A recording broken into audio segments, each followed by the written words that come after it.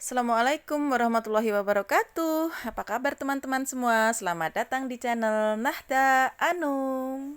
Semoga teman-teman sehat-sehat selalu dimanapun berada. Semoga lancar-lancar semua urusannya dan semoga rezekinya semakin banyak dan berkah. Amin. Ya teman-teman, hari ini saya mau sharing tentang challenge-challenge menabung saya yang gagal. Kenapa gagal? Nah, nanti ada penjelasannya di sini ya teman-teman. Dan semoga kita bisa ngambil pelajaran sama-sama, buat saya juga, buat teman-teman mungkin yang melihat dan yang mau menabung juga. Mungkin semoga ada manfaatnya gitu ya, biar tidak dilakukan dan challenge menabungnya juga bisa berhasil gitu teman-teman. Nah, langsung aja teman-teman. Jadi di binder ini binder khusus sinking fund.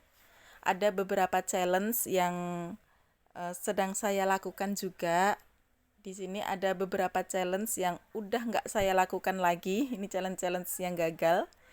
Challenge 100 amplop, padahal udah bikin amplopnya ya teman-teman. Lalu ada tabungan Anum, ini juga gagal, targetnya 10 juta. Tidak tercapai juga gitu. Lalu ada satu lagi itu, yang satu itu adalah kitchen set ya. Challenge untuk beli kitchen set dan itu 6 juta rupiah di challenge-nya ya teman-teman. Itu juga gagal, baru dapat sekian dan udah di stop nggak dilanjutin. Uangnya juga akhirnya kepake gitu ya teman-teman. Jadi tahun kemarin itu booming banget challenge 100 amplop dan itu hasilnya lumayan. Jadi setiap amplop itu berurutan dari 1 sampai 100 dan bisa diisi kali 1000 ya. Jadi 1000, 2000 sampai 100.000 gitu. Itu kalau selesai semua itu hasilnya bisa 5 jutaan teman-teman, sekitar segitu. Nah, jadi itu udah semangat banget beli kertasnya, bikin amplop sendiri gitu sampai 100. Lumayan effortnya dan ini udah kosong semuanya nggak diisi dan itu diisi dengan kalau saya dengan 100.000 per amplop. Tapi ternyata gagal. Eh, jadi sampai 40 itu akhirnya kepakai teman-teman. Jadi nggak dilanjutin lagi dari situ ya. Lalu untuk yang target Anum 10 juta itu juga akhirnya gagal. Itu udah dapat berapa ya waktu itu? 2 jutaan kayaknya. Kalau nggak salah sekitar segitu ya. Itu juga uangnya kepakai untuk kebutuhan yang lain. Dan untuk beli kitchen set itu juga akhirnya kepakai juga untuk yang lain. Nah, kenapa sih challenge-challenge itu gagal? Di sini saya mau sedikit share sama teman-teman semua ya. Jadi challenge itu gagal karena yang pertama, ini nanti ada beberapa poin sambil ditulis ya teman-teman. Tapi ada beberapa poin juga yang ternyata nggak ketulis, jadi nanti saya sambil sampaikan sambil voice over ini ya. Jadi yang pertama itu, kenapa gagal challenge-nya? Jadi karena tidak menetapkan tujuan yang jelas dan spesifik. Jadi yang paling penting dari menabung itu teman-teman, ternyata kita ini belajar dari kegagalan saya ya. Jadi ternyata kita harus menentukan targetnya itu apa. Kita mau apa sih dari uang ini? Mau dipakai buat beli apa atau mau dipakai buat keperluan apa dan kapan? Dan itu termasuk prioritas utama enggak? Mungkin itu ya teman-teman. Jadi 3 poin itu. Jadi targetnya apa? Kapan?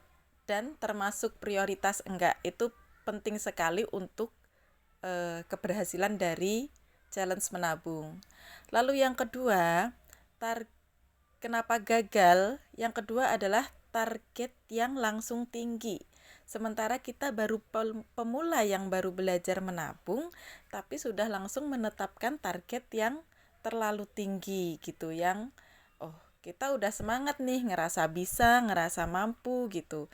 Kita menetapkan target sekian, wah kayaknya bisa karena penghasilan sekian-sekian gitu. Tapi ternyata itu gagal di saya teman-teman. karena belum terbangun kebiasaan menabungnya.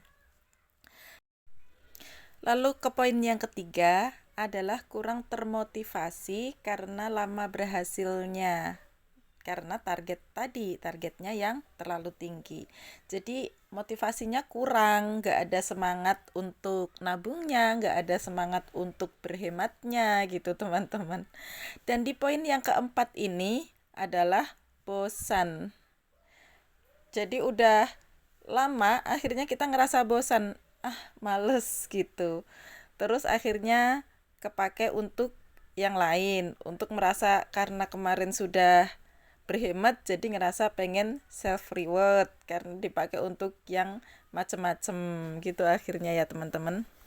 Ya ini tadi beberapa poin yang membuat challenge menabung saya gagal ya teman-teman. Dan dari kegagalan ini juga alhamdulillah saya belajar banyak.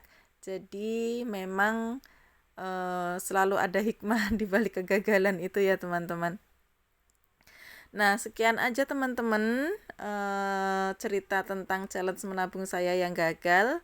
Nanti lain kali saya juga akan cerita tentang challenge-challenge menabung saya yang alhamdulillah berhasil. Saya kasih sedikit catatan kenapa poin-poin apa atau hikmah apa yang saya pelajari dari kegagalan saya sendiri. Jika ingin berhasil menabung, bangun dulu kebiasaannya, mulai dengan target yang paling kecil karena perasaan berhasil itu bikin candu dan senang. Sehingga setelah kebiasaan itu terbangun, kita bisa menaikkan targetnya lalu membuat pencapaian-pencapaian baru. Ya, demikian yang bisa saya share hari ini teman-teman. Semoga ada manfaat yang bisa diambil dan challenge menabung yang sedang teman-teman jalani juga semuanya bisa berhasil sesuai dengan tujuan finansial masing-masing dan kita insya Allah ketemu di lain waktu. Mohon maaf kalau ada salah-salah kata. Jika ada kritik, saran yang membangun bisa teman-teman sampaikan lewat kolom komentar ya. Terima kasih semuanya. Assalamualaikum warahmatullahi wabarakatuh.